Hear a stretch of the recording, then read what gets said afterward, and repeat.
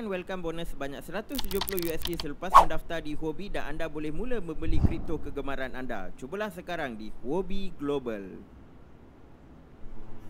Dan Assalamualaikum, salam kripto. Apa khabar tuan-tuan puan-puan? Okey, so topik hari ni saya nak cerita tentang layer 1 dan juga layer 2 blockchain. Kenapa saya nak cerita tentang ni? Sebab kalau dulu tahun 2020 dan sebelumnya, kebanyakan projek-projek yang dibina di atas smart contract dia akan pilih Ethereum. Jadi fokus kita ni hanya akan tengok projek-projek dekat Ethereum lah. Tetapi sejak bull run pada tahun 2021 iaitu tahun lepas, banyak projek-projek blockchain layer 1 yang tumbuh macam cendawan. Kalau dulu Ethereum, sekarang dah ada first start dengan Binance lah. Dia buat Binance Smart Chain, lepas tu Solana datang, lepas tu Phantom pula datang, Avalanche, Luna, Near Protocol, macam-macam. Dan bila diorang ada layer 1 blockchain ni, sudah tentu banyak dApps yang akan dibina dekat sana lah. Macam dApps yang berasaskan NFT, dApps yang berasaskan DeFi, DAO, lending protocol dan sebagainya. Jadi dulu-dulu kerja saya senang, fokus dekat Ethereum je. Tengok apa yang ada dekat Ethereum, so kita boleh invest, nak trade based on projek-projek yang ada dekat Ethereum. Sekarang ni saya rasa ramai yang mungkin nampak benda ni. Sekarang ni kita dah kena kita punya fokus dah kena mencapah. Kita kena tengok banyak. Sekejap kita tengok, dia aktif dekat Polygon. Sekejap kita tengok, hype dekat Avalanche. Sekejap dekat mana, Luna dan sebagainya. Jadi benda sekarang dia tak semestinya berada di atas Ethereum, sebab macam semua yang tahu Ethereum pun ramai yang komplain fees dia mahal dan sebagainya. So that's why orang-orang yang baru masuk dalam cryptocurrency ni, mereka akan pilih alternatif yang lebih murah lah, macam dekat Phantom ke, Arbitrum ke, macam-macam lagi lah. So sekarang ni kita nak tahu satu benda. Macam Ethereum, dia dulu pernah mengalami competition sekitar tahun 2017 macam tu kan, 2017-2018, sebab waktu tu banyak kompetitor macam ada Neo lah, Omisego lah, macam-macam. Tapi bila bull run dah habis, bila dah tiba waktu bearish moment, Ethereum dia kekal dan ramai blockchain layer 1 yang dah jadi slow. Ada yang dah mati, ada yang jadi slow, macam EOS semua dah jadi slow lah. Okay, so sekarang ni bila dah bull run kan, so dulu-dulu yang slow, yang ada yang dah mati tu tak boleh nak hidup lah. Yang slow pun dia masih slow, dia tak boleh nak pick up balik kan, macam Stella ke EOS, dia orang susah sikit nak pick up. Tapi dah ada muka-muka yang baru. Macam sekarang kalau kita tengok yang aktif, of course Solana, Luna, Phantom, Avalanche, semua ni memang aktif dan banyak dApps yang dibina di atas tu lah. Okay, so the question is, kita nak tahu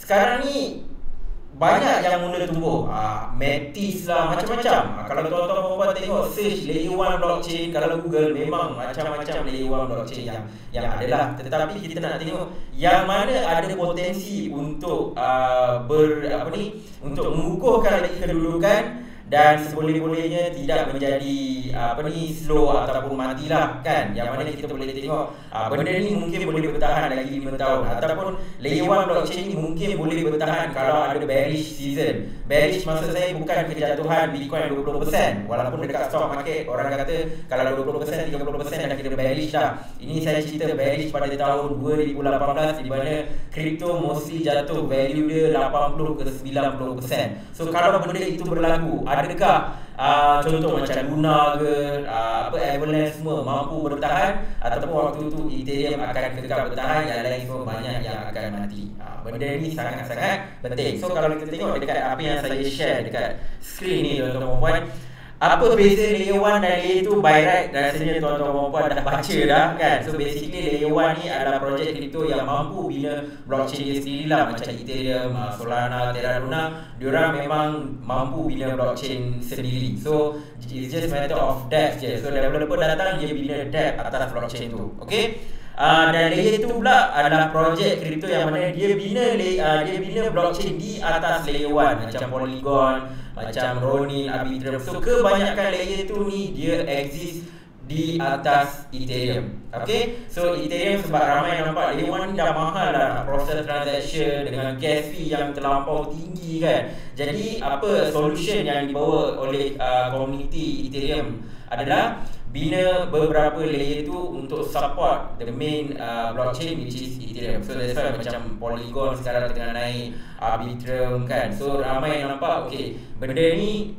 in terms of computational level tu buat dekat layer tu, tapi settlement buat di atas Ethereum. So beban programming tu dapat dikurangkan di atas blockchain layer 1 lah seperti Ethereum. So macam Bitcoin dia berada di atas layer 1, tapi kalau kita tengok Lightning Network dia berada di atas layer tu. That's why dia punya fees pun agak murah. So itu beza layer 1 dan juga layer 2. Okay, so kalau kita tengok seterusnya, okey, ini adalah cara untuk kita menilai blockchain dulu-dulu. Okey, dulu-dulu orang akan tengok yang terpaling laju, terpaling murah, terpaling cekap, paling decentralized, paling selamat dan sebagainya. Tetapi sekarang benda ini tidak semestinya menjamin nilai sesebuah protokol tu. Sebab apa saya cakap macam tu?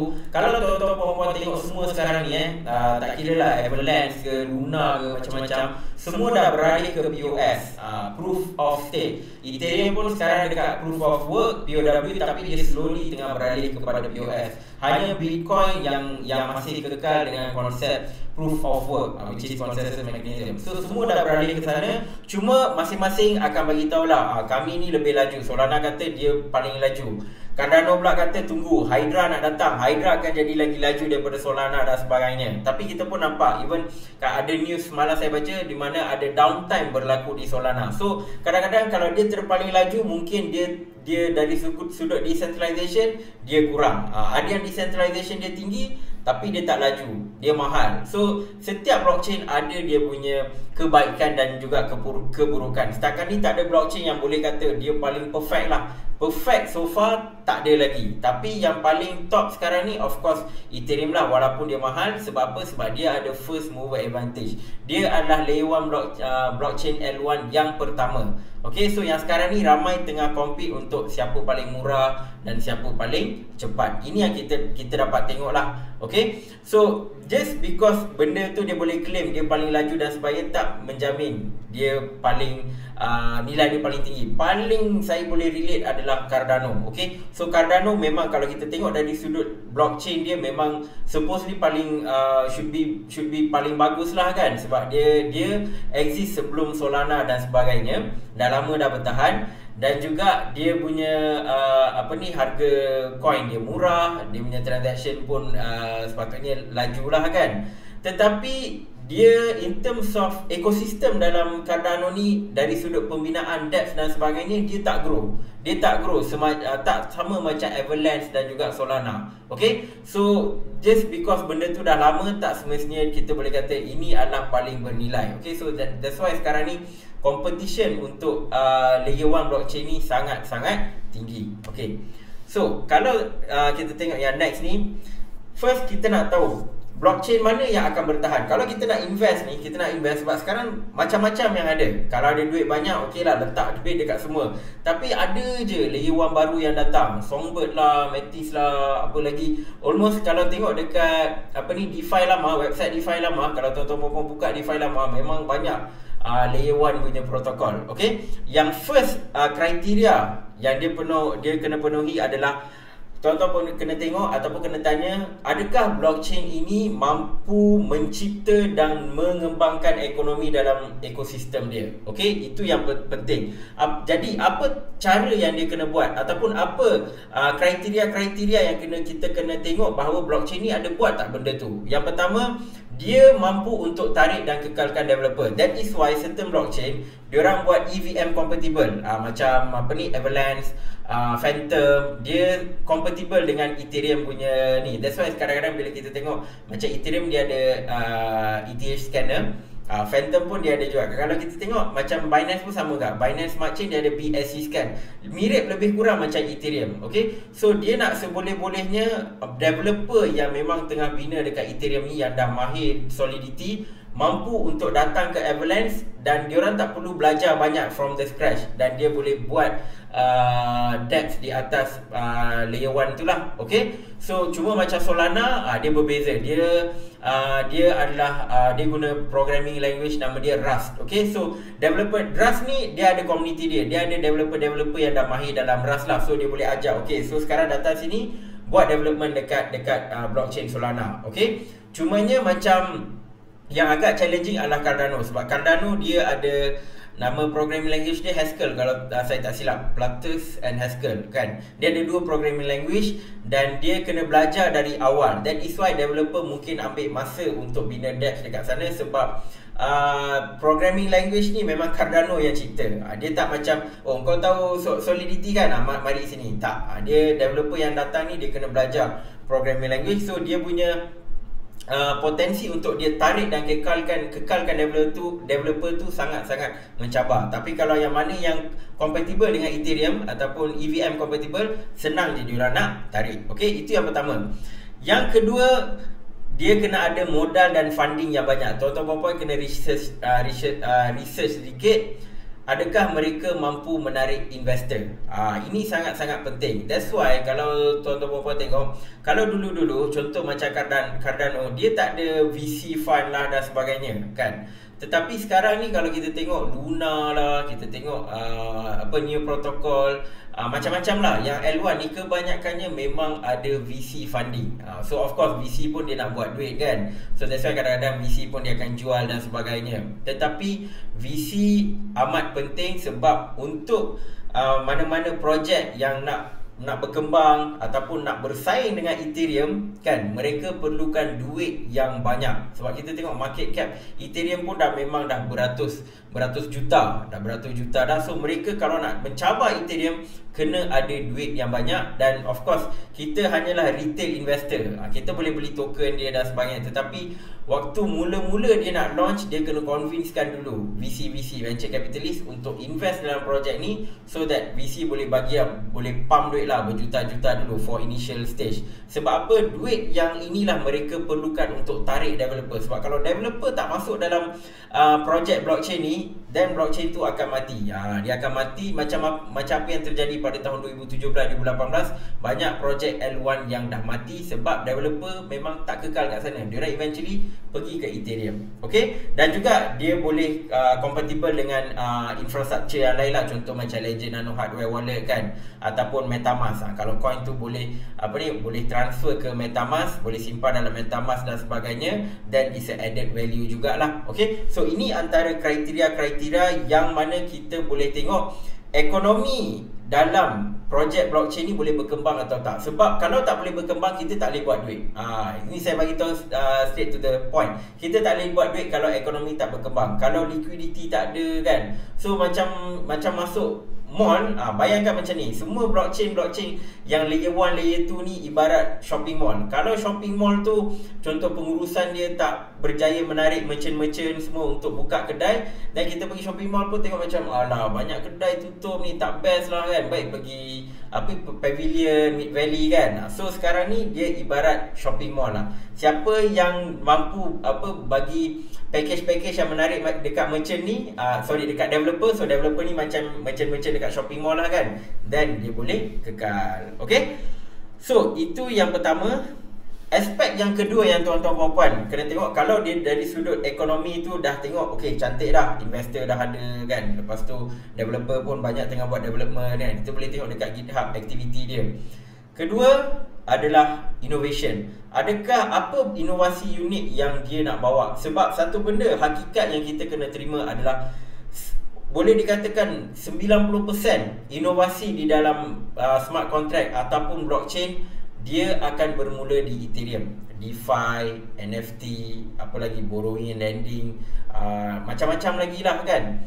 DAO, semuanya bermula di Ethereum. Dari Ethereum lah kemudian dia akan pergi dekat Binance Smart Chain ke, dekat Avalanche ke, Phantom ke, Solana ke. Tetapi permulaan dia adalah di Ethereum. Ini adalah hakikat yang berlaku sejak bertahun-tahun. Okay, so next, kalau saya akan tengok, kalau dia buat contoh layer 1 blockchain ni, apa inovasi unik yang dia boleh bawa yang mungkin Ethereum tak ada. Dia ada tapi Ethereum tak ada. Sebab kalau dia buat dulu sebelum ada kat Ethereum, most likely kalau ada debt lah yang buat something berbeza, most likely harga token blockchain tu pun akan naik juga. Okay, so untuk inovasi tu berlaku, ni adalah empat kriteria yang kita kena tengok. Satu, dia kena ada competition. Competition yang sihat tapi kena dahsyat. Dia tak boleh competition macam tak dahsyat. Dia kena memang betul-betul brutal. Macam dekat Ethereum, kita boleh tengok kalau kita tengok DEX, Decentralized Exchange, kita ada apa? Kita ada Uniswap, kita ada 1inch, kita ada Sushi Swap. Tiga-tiga ni tuan-tuan puan-puan memang top dekat Ethereum dan diorang punya persaingan sangat-sangat hebat. That's why Uniswap dia kena kekalkan dekat nombor 1. Sushi Swap pun dia tengah bersaing, dan that's why kalau tuan-tuan puan-puan tengok ketiga-tiga protokol ni, walaupun dia DEX, dia ada dia punya speciality dia yang tersendiri. So ini contoh di mana persaingan tu sihat tetapi dahsyat. Okay, so yang ketiga adalah selain persaingan, kita kena tengok kerjasama. Ni saya kata sinergi antara DApp, kerjasama. Contoh kalau kita tengok macam DeFi 2.0, dia ada elemen staking, dia ada elemen DAO, dia ada elemen DEX, lepas tu dia ada apa lagi, liquidity providing. So semua tu mungkin satu DApp dia tak buat. Ada DApp tu okay, kau buat DEX, macam kalau tengok dekat Avalanche lah kan. So yang buat DEX tu mungkin DEX okay, contoh Trader Joe, baru ingat Trader Joe. Bahagian yang DeFi 2.0 itu Wonderland. Lepas tu untuk borrowing and lending, dia ada Abracadabra. Lepas tu untuk liquidity ni dia ada Popsicle Finance. So empat-empat ni diorang boleh bekerjasama. So benda tu pun kita kena tengok ada tak ekosistem yang boleh, di mana dia tak buat semua tapi dia ada few protokol boleh kerjasama antara satu sama lain. Okay, itu yang kedua.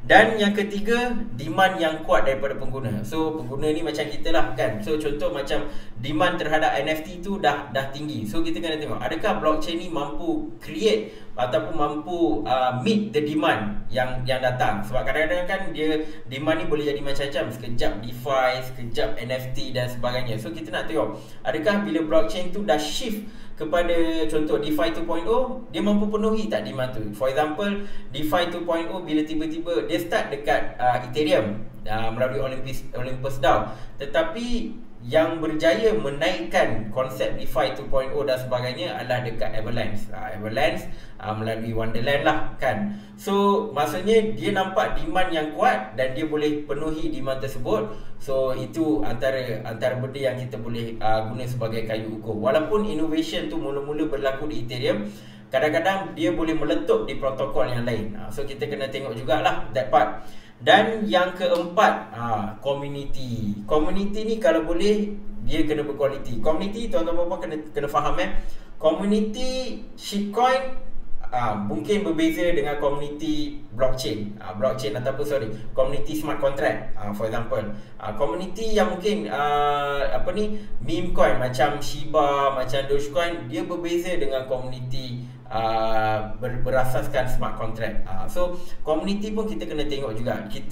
Sebab community dia ada jenis yang masuk, dia just nak hype, dia nak pump the price dan sebagainya. Community macam ni dia takkan kekal. Dia tengok hype dekat projek ni, okay, dia akan datang. Bila hype pergi dekat projek lain, dia akan pindah. So community yang berkualiti adalah community yang mana dia boleh menyumbang kepada protokol tersebut. Tak semestinya dari sudut development ataupun coding dan programming, tak semestinya. Ada yang pandai writing lah, ada yang pandai buat graphic design dan sebagainya. Kalau mereka boleh datang dan mereka faham idea yang nak dibawa oleh blockchain tu, dan mereka boleh kekal untuk contribute, itu adalah satu benda yang sangat-sangat bagus. Ini yang kita nak, community yang berkualiti. Bukan community yang just kata when Lambo, when we are going to the moon kan. Community macam ni, serius saya bagi tahu, ini tuan-tuan puan-puan mungkin ramai dah nampak dah.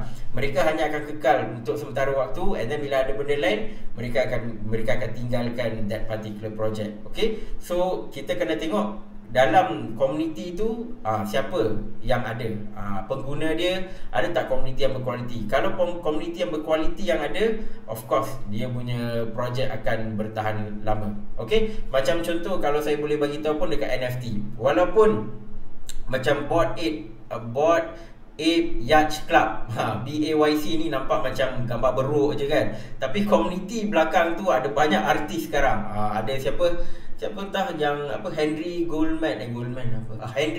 ke apa entah, yang pelakon Malaysia pun ada BAYC, and then macam-macam lah selebriti yang hold NFT BAYC. So these are the one kita panggil community yang berkualiti. So of course dia punya price pun jadi tinggi, dan memang orang rasa worth it lah untuk hold. So community yang berkualiti pun bagus juga untuk kita gunakan sebagai assessment. Okay, so ini adalah dua benda yang penting. Mampukah dia create dan drive ekonomi dalam blockchain? Dan yang kedua adalah innovation. Kalau kita boleh nampak inovasi itu berlaku, walaupun harga dia tak naik sekarang, eventually dia boleh naik. So ini antara dua kriteria yang saya akan tengok lah. Dan all this thing dia adalah satu cycle. Kita kena tengok macam dari sudut satu cycle, yang mana adakah benda-benda 5 benda ni berada di dalam cycle ni. Apakah 5 benda itu? Inilah dia tuan-tuan dan puan, 5 benda kita panggil putaran nilai blockchain. Okay, so 3 benda ni kena ada. Okay, yang pertama dia akan start daripada developer ataupun founder lah, founder team. Contoh ni, Vitalik kan, Ethereum punya founder. So dia dah developkan smart contract kan, dan dia ada dia punya team kan, Ethereum Foundation, dia ada orang-orang kuat. So mereka memang betul-betul kukuhkan bahagian smart contract ataupun layer 1 blockchain. Seterusnya apa yang akan berlaku adalah dia akan dapat menarik developer yang power. So developer ni lah yang akan buat aplikasi ataupun decentralized application lah, kita panggil dApp. So dApp, kalau ada macam-macam kategori dApp, lagi banyak dApp yang berada dekat layer 1 atau layer 2 blockchain, lagi bagus. Sebab apa? Sebab bila ada banyak, macam saya kata shopping mall, bila ada banyak kedai baru orang nak datang. Kalau dah buka contoh building shopping mall, dah buka grand apa semua, dalam tak ada kedai, orang tak nak pergi. So application ni ibarat kedai. So kedai dah ada banyak, baru kita pun rasa nak pergi kan. So that is where pengguna kita lah, pengguna can be investor atau user lah, paling senang user. Sebab macam kalau kita tengok NFT, mungkin artis akan datang, akan gunakan platform tu. Okay, ataupun mungkin kalau DeFi, of course investor akan datang dan dia nak gunakan platform tu. Dia nak buat borrowing lending ke, dia nak buat trading ke kan. So pengguna sangat-sangat penting, dia akan pergi dekat pengguna. Bila pengguna dah rasa application tu, yang first batch yang dah masuk, dia rasa oi bagus ni kan, then dia akan melimpah ke bahagian pemasaran. Marketing ni sangat-sangat penting. Okay, so produk dah ada, pengguna dah ada, then waktu ni lah akan keluar artikel lah kan. Sebab apa? Bahagian pemasaran kadang-kadang yang orang yang buat dApp ni, developer yang buat dApps ni, mereka juga akan buat marketing untuk mereka punya application, sekaligus akan membantu layer 1 blockchain jugalah. It's a free marketing for them. Okay, so, dan selain tu of course dia punya blockchain tu pun kena buat marketing dia jugalah kan. So another benda yang kita kena tengok bab pemasaran ni, kadang-kadang founder memainkan peranan penting. Founder mainkan peranan penting. Macam contoh kita tengok Solana, founder dia, walaupun founder dia bukan Sam, macam Sam SBF ni, Sam Bankman-Fried, tak ingat nama dia panjang, tapi SBF ni dia sebenarnya founder FTX, tetapi sebab dia guna Solana, dia dah jadi seolah-olah juru cakap buat Solana. Dia dah jadi marketing guy for Solana. Macam Binance Smart Chain, dalam banyak-banyak exchange, CZ yang famous kan. So sekaligus dia berjaya promote Binance Smart Chain. So benda-benda ni penting juga. Pemasaran dari sudut founder pun kadang-kadang dia kena paling power Cardano punya founder lah. Memang nampak dia, saya pun tak tahu dia ni bos kepada Cardano ke, atau kerja marketing pun dia yang kena buat juga. Bab marketing untuk Cardano memang founder dia sangat power lah. Itu memang saya tabik lah kan. So bahagian pemasaran pun dia akan mula berkembang. Okay, that's why kalau orang yang buat shitcoin, projek yang buat shitcoin ataupun projek yang tak ada apa-apa sangat kan, di mana dia punya kualiti produk sangat rendah, dia takkan fokus dekat dia punya produk. Orang komplain macam mana pun, dia akan tendang keluar daripada grup Telegram ataupun grup Discord. Apa yang dia buat, dia akan fokus dekat bahagian pemasaran. Pengguna pun kadang-kadang dia tak kisahlah kebajikan pengguna apa, dia tak kisah. Apa dia buat, dia dah jumpa hype dekat blockchain tu, dia akan buat satu DApp, dia just copy source code, tengok dekat GitHub, copy source code, buat DApp.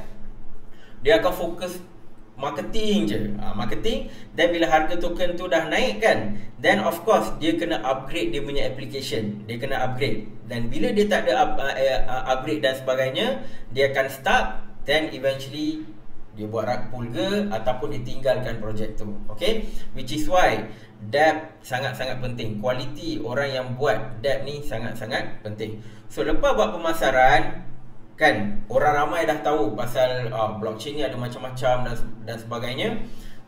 Dekat social media pun dah viral, Twitter, YouTube, barulah harga token itu kita boleh tengok akan naik.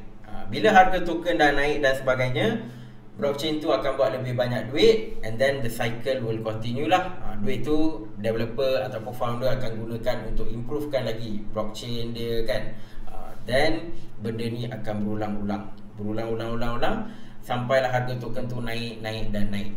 Tetapi of course market cryptocurrency sangat bersangkut paut dengan Bitcoin. Okay, that's why certain project yang memang dia punya putaran nilai blockchain ni bagus, kadang-kadang bila Bitcoin drop, dia boleh naik juga. Few of the token macam Solana, macam Luna, even Polygon, kadang-kadang waktu Bitcoin turun, dia berjaya naik. So dia ada sebab apa? Sebab dia punya foundation tu kuat dan sedang berkembang. Okay, so ini adalah antara aspek-aspek yang tuan-tuan puan-puan boleh tengok. Sebab saya yakin ramai antara kita yang sekarang pening, sebab banyak sangat hari ini kita tengok, contoh bulan ni Solana, tengok bulan depan Phantom pula. Bulan yang lagi satu tengok projek apa Near Protocol ke kan. So kita pun pening. Sekejap dekat MetaMask tu dah kena buka banyak connection kan. Banyak connection dekat ni. Sekejap Ethereum, sekejap lepas tu Binance Smart Chain, lepas tu Avalanche kan. Lepas tu kena buka Phantom Wallet dekat Solana lah. Luna pula dia ada wallet dia lah kan. So nak menguruskan ni sangat-sangat pening lah. Okay, so most likely kalau tuan-tuan puan-puan aktif, boleh lompat dari satu blockchain ke blockchain yang lain, then tak ada masalah lah. Tapi saya yakin mungkin ada ramai yang sibuk dan sebagainya. Kalau tuan-tuan puan-puan just nak stick with one blockchain, ini antara strategi yang tuan-tuan puan-puan boleh buat. As long tuan-tuan puan-puan dah faham blockchain, rasanya boleh boleh contribute dan sebagainya, most likely kekalkan. Macam saya, walaupun saya cerita banyak blockchain dan sebagainya, saya fokus adalah Polkadot actually. Tapi Polkadot dari sudut ni dia belum ready lagi. Sebab Polkadot pun dia buat crowd loan dan sebagainya. Saya faham dia akan ambil masa yang lama. Dia akan ambil masa yang lama sebab konsep dia sedikit berbeza. Tapi saya boleh sabarlah, boleh tunggu, tak ada masalah.